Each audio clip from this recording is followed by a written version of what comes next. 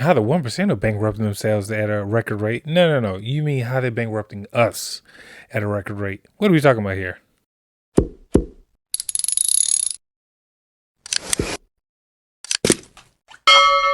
What's going on, deal makers? Welcome back to the channel. Welcome back to another reaction video. And if this is your first time here, yo, welcome. My name is Sir Derek. I'm a financier and deal maker. Honestly, it's just a fancy way of saying that, hey, I raise and provide capital to companies and I negotiate mergers and acquisitions. And on today's video, what we're going to be looking at is a how money works video on how the 1% are bankrupting themselves. Now, if you I'm sure you've heard of How Money Works. It's an amazing channel. Definitely go support them. Go check them out. They come out with some amazing videos all the time. But I saw this and was kind of like, definitely want to see what their thoughts are around this. So we're gonna look at this. We're gonna react to it. We're gonna see what they're saying, if I agree with it, if I don't. And with all that being said, please remember to like and subscribe. It really helps out the channel. This is a very, very new channel, and we're on the road to monetization, so anything helps. So a like, a subscribe, a comment, even if the comment's a bad comment, doesn't matter, it all helps. But with all that being said, hey, let's jump into the video. A report published by Goldman Sachs caused a bit of a firestorm in the personal finance community when it found that 40% of people earning more than $500,000 a year were still living paycheck to paycheck. What was even more shocking is that from the same group of high-income earners, less than a third of them reported. Yes, this is so true. Sorry to pause this early on, but I know people who are making 300,000, 400,000, 500,000, and they are legitimately living paycheck to paycheck. So that report is not far off. That they were consistently able to make contributions to long-term financial goals like paying down debt or saving for retirement. Now, I know it might be hard to feel too bad about the financial struggles of people earning 10 times the median income, and the general response 50 Cent and Bray's crazy. To this report online was, not too sympathetic. But it does reveal a lot about the way our economy has changed since this report was first published just 10 years ago. Now, history is of course filled with endless stories about people who have blown through enormous fortunes, but these have been rare exceptions to the rule, and these stories have mostly come from athletes, celebrities, and lottery winners. People who make a lot of money in a short period of time and then get themselves into trouble by assuming that they will always make that much money. In the past, most financial professionals would generally agree that beyond a certain income level, you can just brute force your way through a lot of dumb financial decisions. And as long as you maintain that income, you'd have to try pretty hard to not get richer every year. But today, financial hardship amongst the top 1%. Which, that's so true. Like once you make over a certain amount of money, once you have a certain amount of money, honestly, if you have a couple $1,000,000, it is incredibly hard to go broke if you even have a little bit of financial discipline. Because like if you have $5 million and you're making even 1% on your money, it's like $50,000. So imagine you got $5 million and you're making 3, 4, 5%. Let's say, and it's kind of like guaranteed, whether it's dividends or even in some cases just an interest rate you're getting from a savings account or a money market account. You can be making really good money and have a tremendous lifestyle and everything. So yes, I'm very interested in this. Of income earners has gone from a rare cautionary tale to the majority. And ironically, one of the biggest groups contributing to this trend are those same financial professionals. So if this data is to be believed, one of two things have happened. Either rich people have gotten a lot dumber with their money, or certain industries have just gotten a lot better at taking it from them. Most people live paycheck to paycheck in New York City. I have more money anxiety almost now than I ever did in my 20s. For $4,965 before taxes and fees. A concrete square in the Mexico City Stadium, $700 or $1,450 for a view of the start in Singapore. It doesn't matter whether you make there's so many. So like I go to games every now and then, but honestly, I get invited. Like when me and my wife do go out to like games or stuff like that, Hey man, if a client of mine's not inviting us out, I'm not going. I'm not going. Like $300, $700 for a ticket per ticket. I mean, and we make good money. I'm just like, I just can't, imagine, I can't fathom just spending that amount of money, especially knowing how inflated these prices all have gotten. And then on top of that, my wife's incredibly frugal, and she's made me incredibly frugal as well. Well, not really frugal, but it made me incredibly conscious. You know, you make $100,000 or not.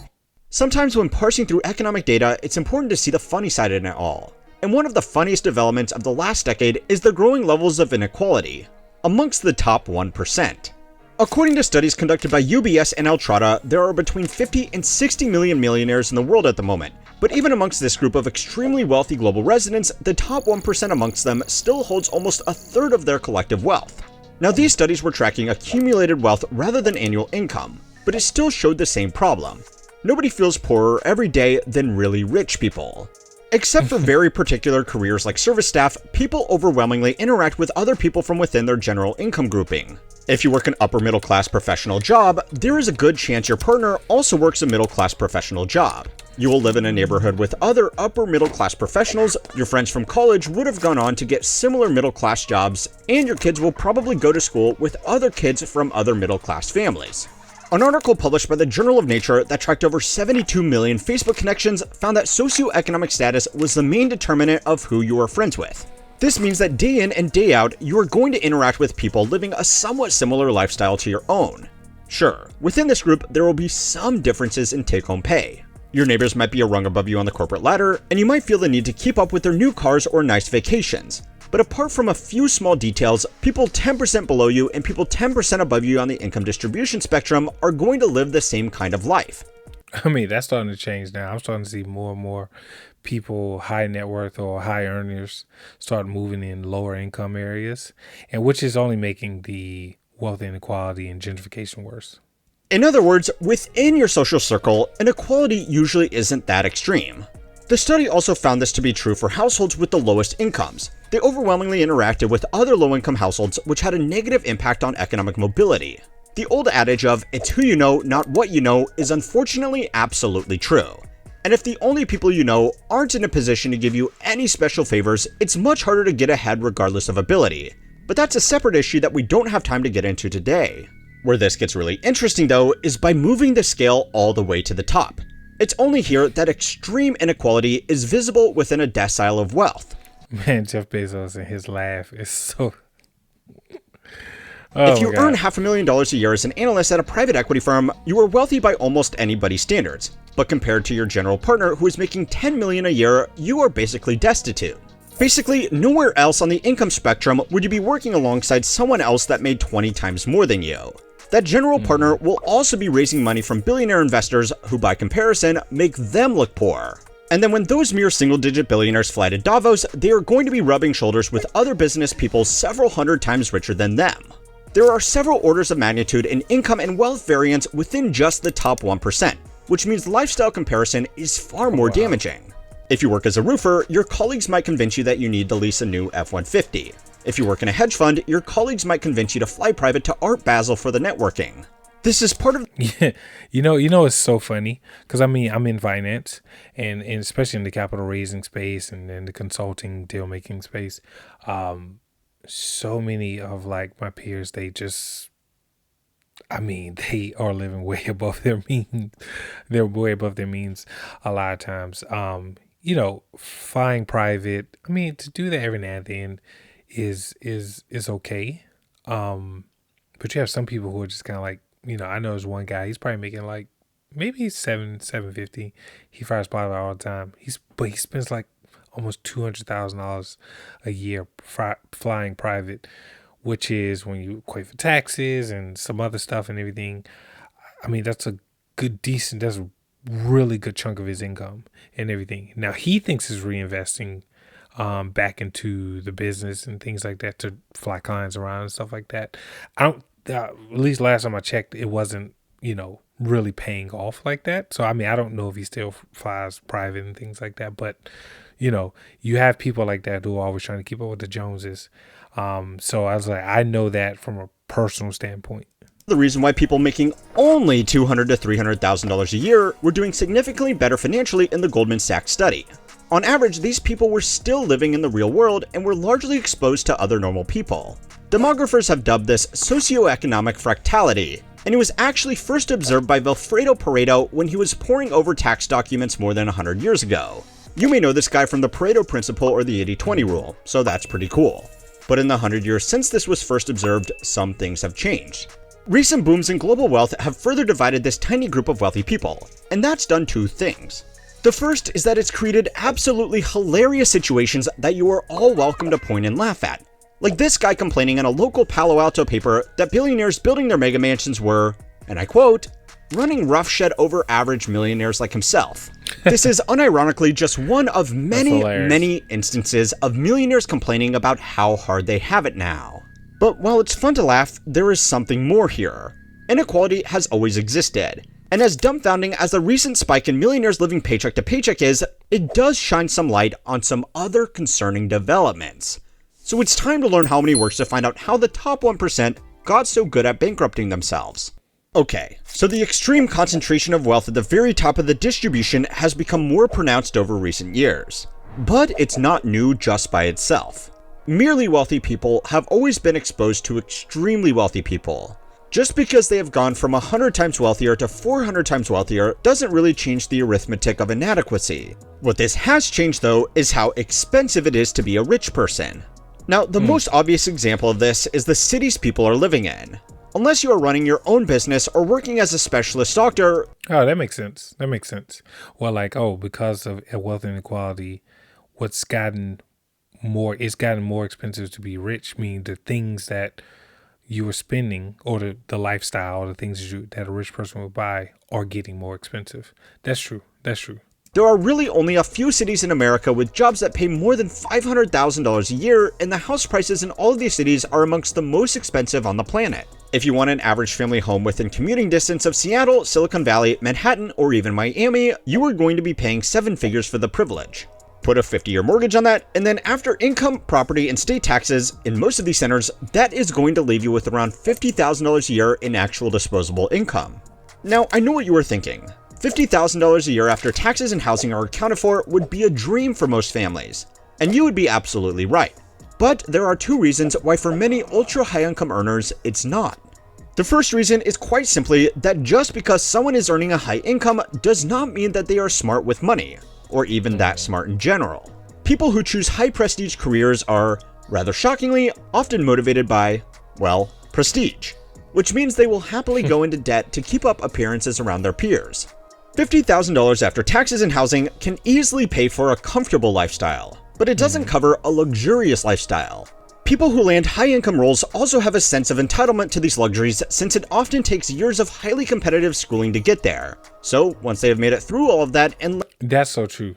That is so true, especially being in finance, especially early on. I got into finance when I was a lot younger, like 19. But after we sold our first company and then I got into like raising capital and things like that, I did realize that my mindset was like, oh, we have to do XYZ. Right. We have to, eating out at fancy dinners and things like that. That makes sense. In my mind, that made sense and everything. Taking trips and just kind of picking up the tab and all these other different things. Right.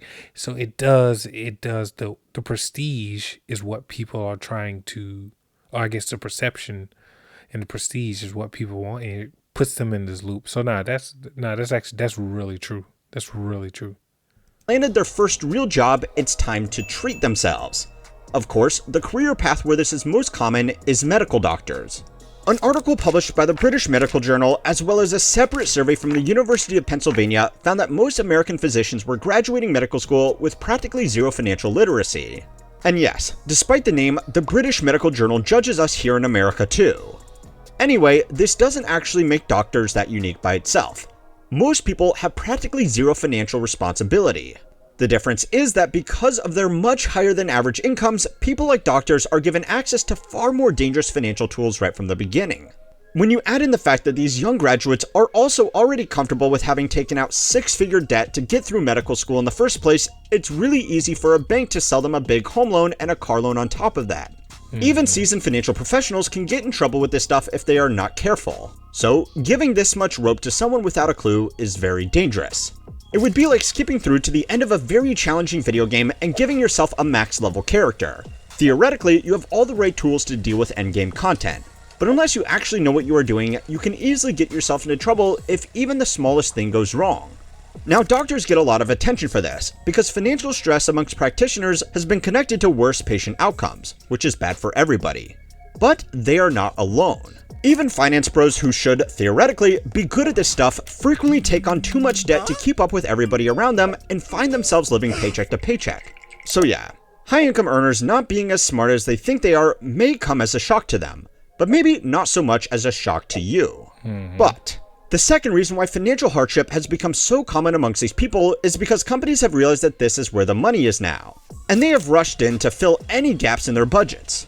The old team at Micro did a great video a few months ago about— It's so funny because I have seen, you see this on YouTube all the time. Like if you're on YouTube and you've looked up anything at high ticket sales or anything like that, you will see that they're like, hey, go where only serve rich people and everything because they'll pay and things like that. So I think especially over the last maybe 8 or 10 years, it's probably longer, but what I've noticed over the last 8 or 10 years is that high income earners have definitely been the target for people, for salespeople and just people just looking to kind of ring their pockets. So I can see why being rich, being a high net worth individual, high income individual, it's gotten more expensive and everything for the luxury lifestyle. I'm not, because they could live well below their means. About the hyperinflation of the hyper wealthy. I will leave a link to it below if you are interested in the details, but the rough summary is that the number of products, services, and experiences dedicated exclusively to extremely wealthy people has exploded in recent years. 20 years ago, there was only one production car that retailed for more than $1 million, and that was the Bugatti Veyron. Today, even after accounting for inflation, there are more than 100 different models in this price range, and new offerings frequently cost in excess of $5 million.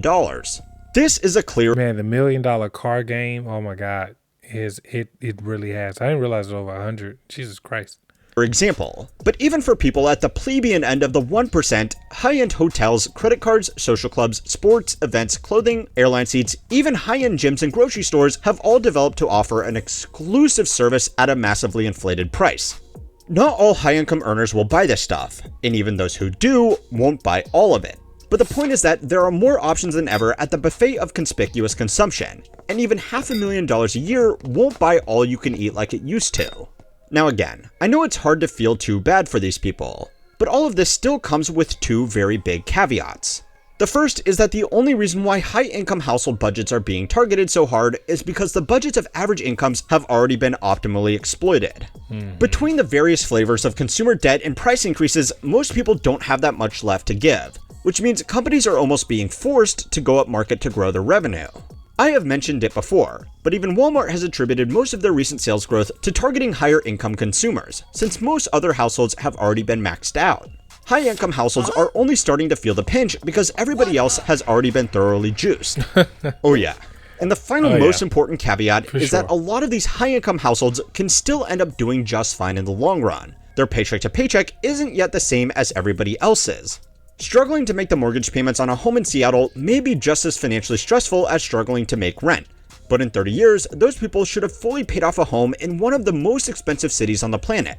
High-income employees also get benefits like employer-funded retirement accounts or restricted stock units that can provide a scheduled liquidity boost even if they are living paycheck to paycheck for the rest of the year to cover their living expenses. Wealth inequality and income inequality go hand in hand, because if you earn a high income, you can build up wealth faster than someone with a lower income.